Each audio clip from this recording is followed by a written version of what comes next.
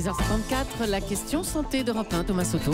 En matière d'alcool au volant, quand on parle de tolérance zéro, on autorise en fait une alcoolémie maximale de 0,2 g par litre de sang. C'est d'ailleurs depuis hier la règle pour les jeunes conducteurs, ceux qui ont le permis depuis moins de 3 mois ou de 2 ans pour les conduites accompagnées. Bonjour Dr Kierzek. Bonjour Thomas. Pourquoi tolérance zéro, c'est pas tout simplement 0 g de taux d'alcoolémie? Eh bien par souci d'équité et d'équité médicale, nous dit le délégué interministériel à la sécurité routière. Il a raison, car il y a des raisons médicales. Alors, il y a certains médicaments qui font augmenter le taux d'alcoolémie, alors pas sur des taux faramineux, mais qui font bouger un peu l'alcoolémie et qui font qu'on n'est pas à zéro. Il y a certains chocolats à la liqueur bien connus également qui peuvent faire bouger l'alcoolémie.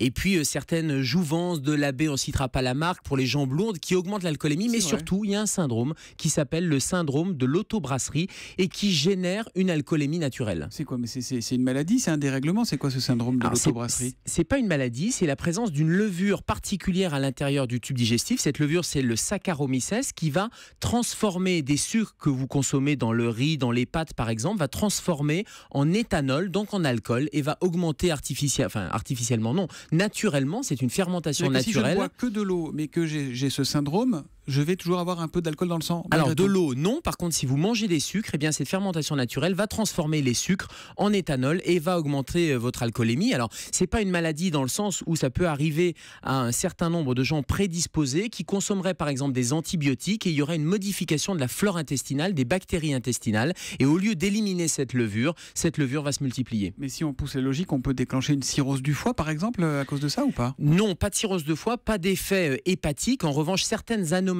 hépatiques peuvent engendrer la multiplication de la levure et la conséquence, c'est que vous allez, alors pas avec de l'eau, mais par exemple avec des frites, avec du riz, avec des pâtes, vous allez avoir les effets de l'alcool comme si vous étiez en état d'ébriété. Et ça veut dire que ces personnes qui souffrent du syndrome d'autobrasserie peuvent être carrément ivres malgré elles? Ce sont des vrais symptômes d'ébriété. Vous allez avoir des maux de tête, vous allez avoir la tête qui tourne, bref, comme si vous aviez bu de l'alcool sans avoir bu d'alcool. Et le pire, c'est que si on vous fait une prise de sang, on va mesurer le taux d'alcoolémie qui sera élevé. Et vous arrivez à soigner ça?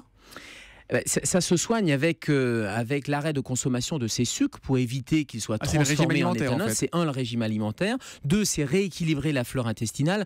Alors rassurez-vous Thomas, c'est très peu de cas dans le monde. Il y a une cinquantaine de cas qui sont décrits dans le monde. Certains avaient défrayé la chronique. Et puis beaucoup de personnes qui sont prises en état d'ébriété, par contre, revendiquent ce syndrome de l'autobrasserie. Donc ça pose un certain nombre de conséquences médico-légales et d'expertise médico-légale pour savoir si vraiment la personne prise sur le fait en état d'alcoolémie est vraiment atteindre ce syndrome d'autobrasserie ou bien si c'est simplement une mauvaise excuse. Ça, je vous jure, monsieur le gendarme, j'ai mangé que des pâtes, c'est ça. La question santé d'Europe 1 tous les matins avec le docteur Kierzek qui sera là demain à 7h-5, fidèle au poste. À demain Gérald. À demain Thomas.